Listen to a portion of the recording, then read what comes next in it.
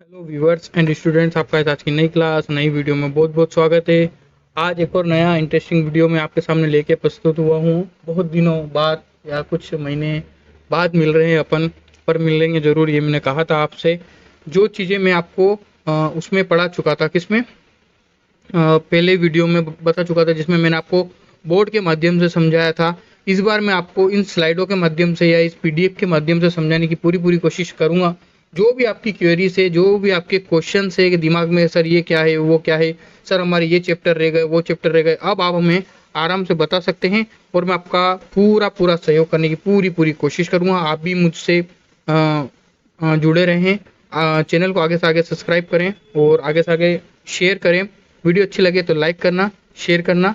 तो देखते हैं, आज मैंने जो आपको पहले पढ़ा दिया है वो बोर्ड के माध्यम से पढ़ाया था। इस बार मैं आपको स्लाइड के माध्यम से पढ़ाने की कोशिश कर रहा हूँ, क्योंकि कंटेंट नहीं मिल पाता बच्चों को, फिर दिक्कत होती है। कभी बोर्ड पर कुछ दिख नहीं रहा है, कभी क्या हो रहा है, ऐसे इशू आपके सामने आते रहते हैं। तो इस बार मैं आपको स्लाइड के माध्यम से या पीडीएफ के माध्यम से समझाने की पूरी पूरी कोशिश करूँगा। आज का चैप्टर आपने थंबनेल में देख ही लिया होगा, क्या है कि भौतिक भूगोल। क्या है? भौतिक भूगोल की परिभाषा और क्या इसके क्षेत्र हैं, और एक बेसिक कॉन्सेप्ट, यानी कि ये क्लास किसके लिए है, बीए। ये क्लास किसके लिए है, BA first year plus integrated first year के लिए। ठीक है ना, ये आप याद रखना, क्योंकि आप अच्छे से जानते हैं आपके फर्स्ट ईयर में चैप्टर आता है कौन सा, भौतिक भूगोल का। ठीक है ना, और सेकंड पेपर आपका है मानव भूगोल। ठीक है, मानव भूगोल की भी वीडियो आती रहेगी। और भी अगर आप कोई चैप्टर है, कोई अलग क्लास से रिलेटेड है, कोई अलग यूनिवर्सिटी से रिलेटेड है, अगर आप वो भी पढ़ना चाहते हैं तो मुझे कमेंट बॉक्स में लिख के ज़रूर बताएं।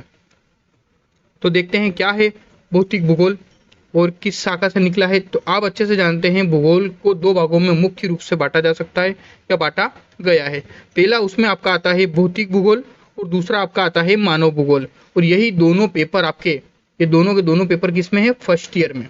कि बच्चा ये जरूर सीख ले कि अगर वो भूगोल पहली बार पढ़ना शुरू कर रहा है, उसने 11th-12th में ज्योग्राफी नहीं ली है, जिसने ली है वो तो अच्छे से इन चीज़ों को जानते हैं, उनका बेसिक क्लियर है। लेकिन जिन विद्यार्थियों ने अभी अभी यानी फर्स्ट ईयर में रिसेंटली नई नई ज्योग्राफी ली है और नया नया पाला पड़ रहा है इससे, तो वो इसको अच्छे से और डीपली से पढ़ें और अध्ययन करें। ये बहुत इंटरेस्टिंग सब्जेक्ट है, ये आपको नंबर भी दिलाता है प्लस आपका भविष्य भी सिक्योर करता है। ठीक है ना, वो कैसे करता है वो आपको आगे बता दिया जाएगा। अब मेनली बात ये कि भूगोल को मुख्य रूप से कितने भागों में बांटा गया है, तो दो भागों में, पहला है भौतिक भूगोल और दूसरा है आपका मानव भूगोल। तो अब हम पढ़ेंगे कि क्या है भौतिक भूगोल, क्या है इसकी परिभाषा। ठीक है ना, ये चीज समझ गया। ठीक है, तो देखते हैं भौतिक भूगोल की परिभाषा क्या हो सकती है। What is definition of physical geography. हाँ, मैं ये भी बता देता हूँ, भौतिक भूगोल को इंग्लिश में बोलते हैं फिजिकल ज्योग्राफी और मानव भूगोल को इंग्लिश में बोलते हैं ह्यूमन ज्योग्राफी। ये चीज आप अच्छे से ध्यान रखना। कुछ कुछ इंग्लिश वर्ड भी आपको याद रखने होंगे।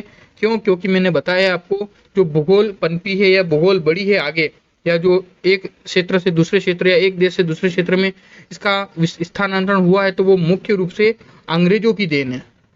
भूगोल अंग्रेजों की देन है, क्योंकि अधिकतर उन्होंने ही आविष्कार किए हैं। उसमें भारत का नाम नगण्य रहता है, क्योंकि आपको जो भी परिभाषाएं मिलेगी वो किसी न किसी अंग्रेज विद्वान की ही मिलेगी या अंग्रेज भूगोलवेत्ता की ही मिलेगी। तो देखते हैं क्या है डेफिनेशन। भौतिक पर्यावरण का अध्ययन ही भौतिक भूगोल है। यानी भौतिक पर्यावरण, यानी कि जो हमारे आसपास का वातावरण है वही हमारा क्या है, भौतिक भूगोल। यानी कि जो हमें दिख रहा है प्रकृति में या पर्यावरण में, वही हमारा क्या है, भौतिक भूगोल। ठीक है ना, जो कि ग्लोब के धरातलीय उच्चावच, सागर, महासागर तथा वायु के वितरण का अध्ययन कराता है। अब मेन बात इसमें एक शब्द आपको अच्छे से याद रखना है और इसका बार बार आपको एनालाइज करते रहना है कि इसका अर्थ क्या है। जिन बच्चों को पता है या जो बच्चे जानते हैं कि इसका अर्थ क्या है, यानी कि उच्चावच का अर्थ क्या है, जो जानते हैं तो वो बहुत अच्छी बात है। और जिनको नहीं पता है मैं उनको बता देता हूँ।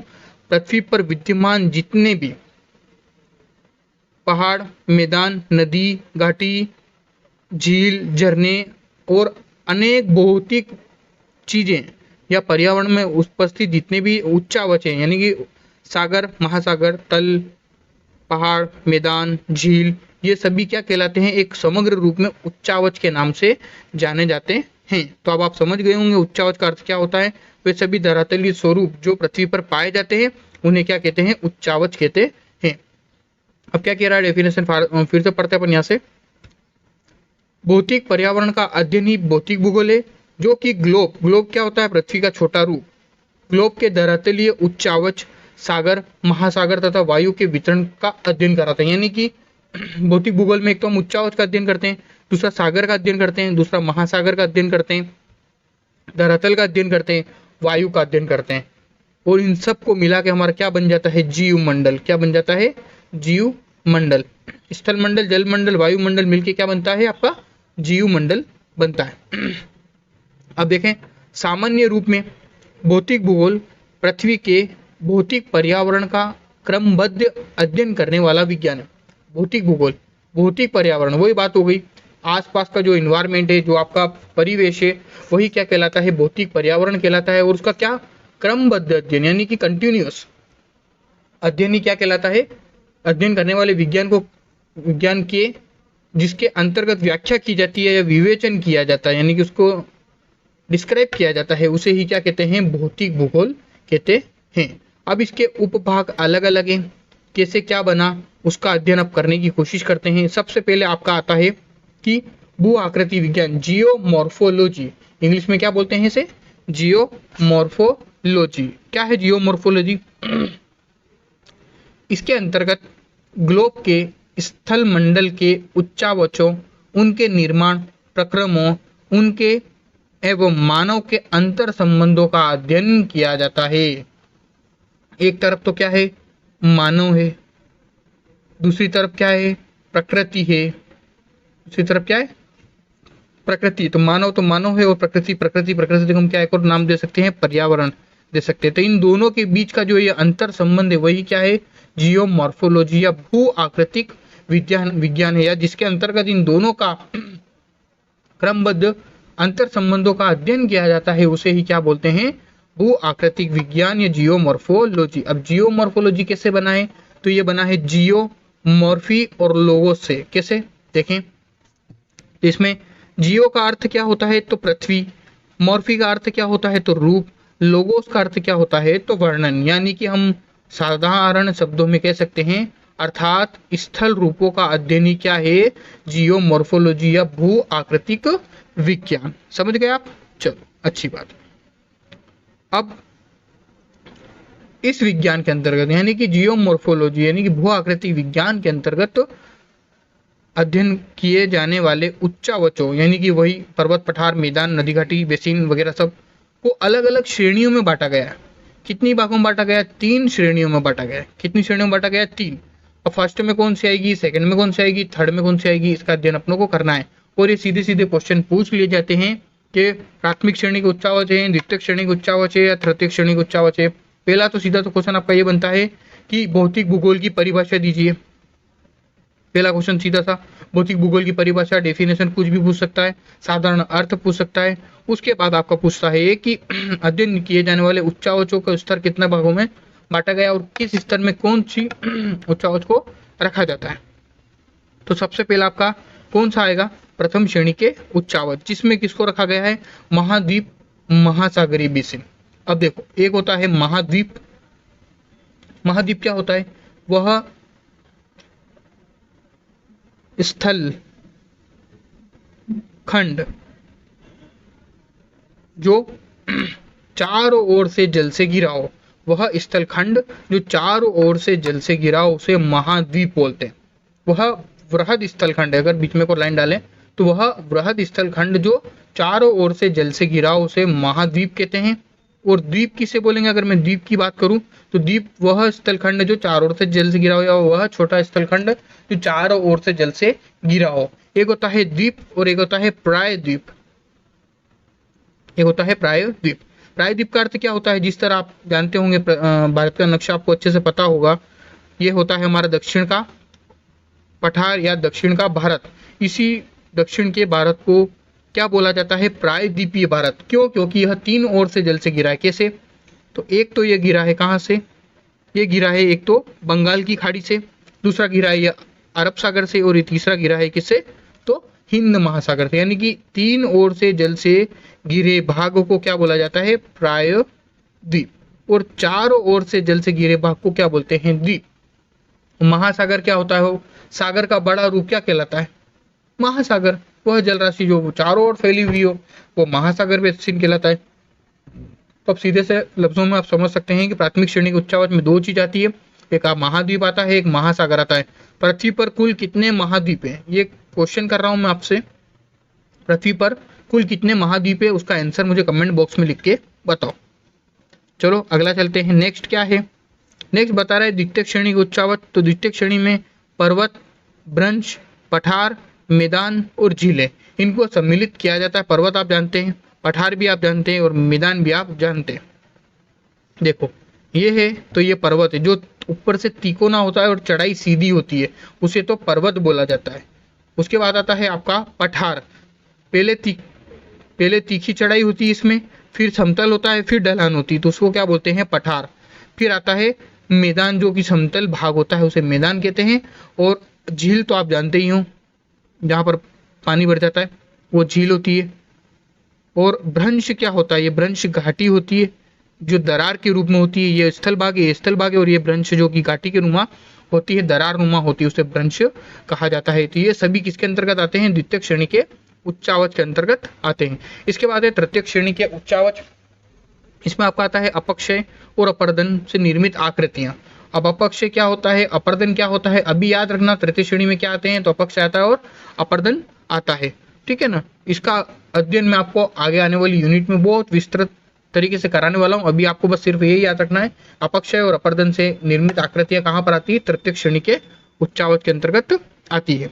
इसके बाद चलते हैं अपन नेक्स्ट। पहला पढ़ा हमने भू आकृतिक विज्ञान, जियोमॉर्फोलॉजी। अब है समुद्री विज्ञान, ओशियनोलॉजी, ठीक है ना। समुद्र विज्ञान या ओशियनोलॉजी। पृथ्वी के धरातल का 70.8% भाग सागरीय जल से आवृत यानी कि ढका हुआ है। इस जलीय भाग को जल मंडल के नाम से जाना जाता है तथा इस जल मंडल या सागरों के अध्ययन को समुद्र विज्ञान कहते हैं। यानी कि आप अच्छे से जानते हो, ये हमारी पृथ्वी है, ये हमारी भूमध्य रेखा है, ये कर्क है, ये मकर है, और इसके अधिकांश यानी कि यहाँ पर क्या स्थित है? स्थल खंड। और ये बाकी जितना भी है वो सभी क्या है? आपका जलीय भाग। तो जो जलीय भाग होता है, उसी के अध्ययन करने वाले विज्ञान को क्या बोल देते हैं? समुद्र विज्ञान। और कितने प्रतिशत लगभग हमारे पृथ्वी पर पानी स्थित है या जल स्थित है? तो हम बोल सकते हैं 70.8% जलीय भाग स्थित है।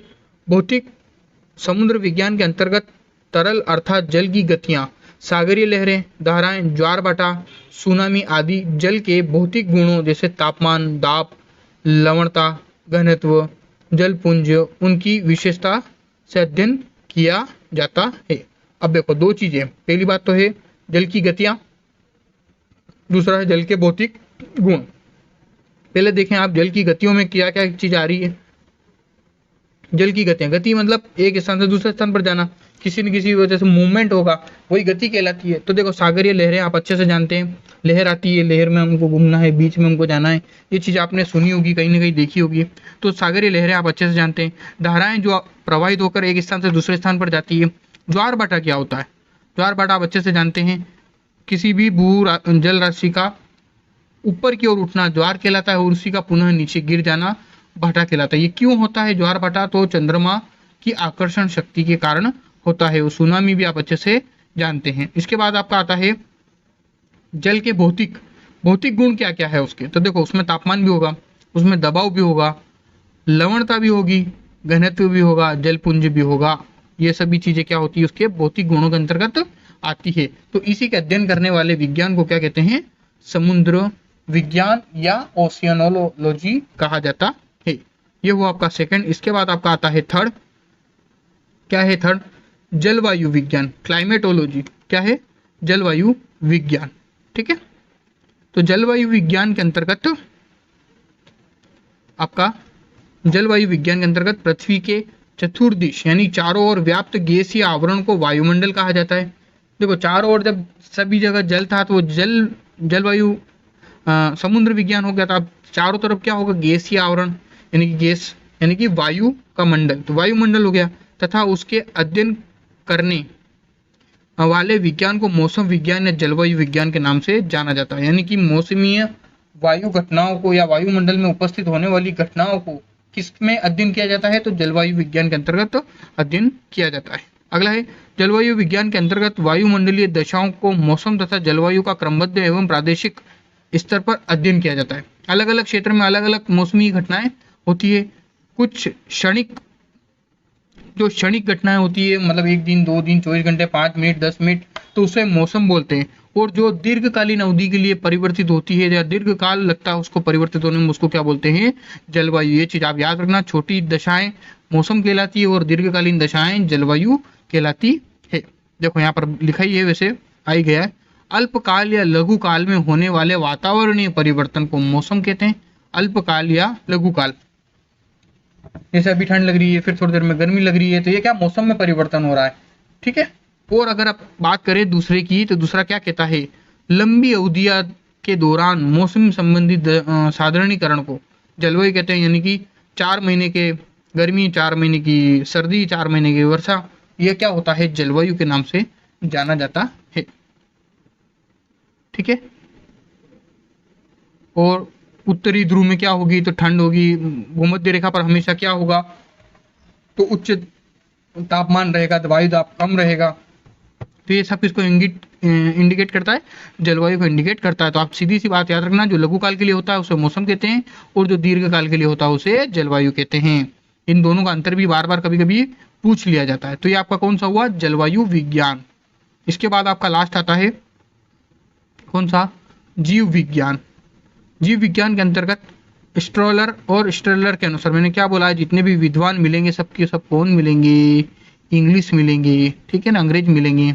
तो देखें क्या कह रहे हैं भाई साहब, स्ट्रॉलर, पृथ्वी के सभी जीवित जीव वे पर्यावरण जिनसे इन जीवों की पारस्परिक क्रिया होती है मिलकर जीव मंडल कहलाता है। यानी कि जहां पर वो मिलकर के अपने आप से पारस्परिक क्रिया, अंतर संबंध स्थापित करते हैं, उसे क्या बोलते हैं, जीव विज्ञान बोलते हैं। और क्या लगा रखा, नोट, 100 रुपए का नहीं है, 2000 का है, सुन लो क्या है। जीव मंडल के अध्ययन करने वाले विज्ञान को क्या बोलते हैं, जीव भूगोल कहा जाता है। ये मोस्ट एमपी है, याद रख लेना। तो आपका आज ये मैंने आपको क्या पढ़ाया, एक बार फिर से रिवाइज कर लेते हैं। भूगोल को 2 भागों में बांटा गया है। पहला होता है आपका भौतिक भूगोल, दूसरा आपका होता है मानव भूगोल। और आज से हमने शुरू किया है क्या, भौतिक भूगोल। और अगर इसकी डिस्क्रिप्टिव और वीडियो मैंने जो बना रखी है, पहले तो आप चैनल पर जाना, भौतिक भूगोल लिखना, परिभाषा लिखना, तो आपको वो वीडियो भी मिल जाएगी। पीछे आईकेपी क्लासेस जरूर लिख देना। मैंने आपको आज पढ़ाया इसकी परिभाषा, भौतिक भूगोल की परिभाषा, प्लस इसके अंतर्गत आने वाले उच्चावच का प्रकार और इसके अंतर्गत आने वाले अनेक विज्ञान जो होते हैं, जिनमें कौन कौन से विज्ञानों का अध्ययन किया हमने। सबसे पहले भूआकृति विज्ञान का अध्ययन किया, इसमें जियोमॉर्फी और लोगोस का अर्थ पढ़ा हमने, यानी कि स्थल रूपों का अध्ययन पढ़ा। फिर प्राथमिक श्रेणी का उच्चावच, फिर द्वितीय श्रेणी का उच्चावच, फिर तृतीय श्रेणी का उच्चावच हमने अध्ययन किया। फिर आता है समुद्र विज्ञान, ओशियनोलॉजी, फिर आता है जलवायु विज्ञान, क्लाइमेटोलॉजी, फिर आता है जीव विज्ञान। इसके बाद आपके ये जो चारों विज्ञान खत्म होने के साथ ही आपका ये पहला चैप्टर यानी कि भौतिक भूगोल परिभाषा का ये 1 नंबर या आपका कम से कम 2 नंबर ये चैप्टर दे के जाएगा। इसको अच्छे से नोट डाउन कर लेना, अच्छे से लिख लेना। कहीं पर कोई क्वेश्चन हो, आपका कोई क्वेरी हो, तो आप कमेंट बॉक्स में लिख देना। और ये जो लाल बटन दिख रहा है आपको, अगर सब्सक्राइब अभी तक नहीं किया चैनल को तो सब्सक्राइब कर लेना। मिलते हैं इसी प्रकार की इंटरेस्टिंग वीडियो में। Thanks for watching.